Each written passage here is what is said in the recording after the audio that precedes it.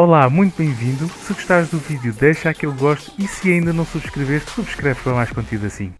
Ora, espero que esteja tudo bem contigo. Como é hábito aqui no canal, depois de eu falar de um evento, normalmente costumo fazer uma atualização de truques e dicas como fazer melhor o evento, sítios onde caem mais os itens, coisas assim. Infelizmente, neste vídeo eu tenho uma má notícia para ti, porque houve um pormenor que eu não tinha dito ao explicar o evento, que é nós só podemos apanhar 100 tambores da vitória por dia. Não podemos ultrapassar esse limite. Até foi-me perguntado nos comentários se havia algum limite, e realmente existe, 100 tambores por dia. Portanto, isto conclui que durante estes 6 dias de evento tínhamos que apanhar 100 todos os dias para conseguirmos utilizar os 60 aplausos que temos para este evento todo.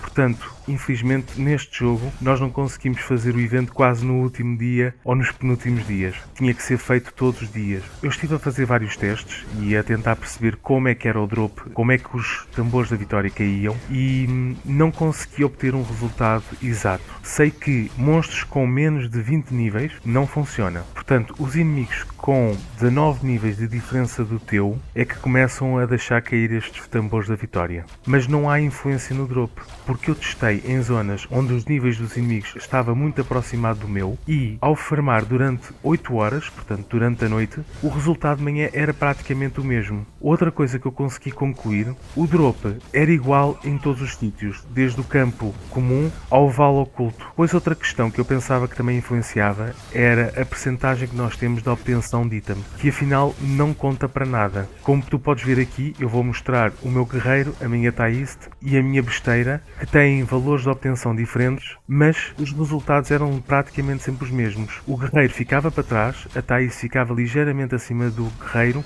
e a besteira ficava sempre à frente. Isto pode-me concluir que a obtenção de item não conta para nada, mas talvez o último hit ao matarmos é que conta mais. Eu tive sempre as minhas 3 personagens em equipa. Elas estão sempre juntas, estão sempre em equipa a fazer o mesmo. E mesmo assim a besteira tinha sempre um resultado muito superior ao guerreiro e à Thaist. Portanto, faz-me concluir que o último hit que damos, portanto, o último toque. Por isso o resumo é que tenta agora nestes últimos dias apanhar pelo menos 100 por dia. Deixa a farmar durante a noite, porque isto é um evento específico e que vai acabar.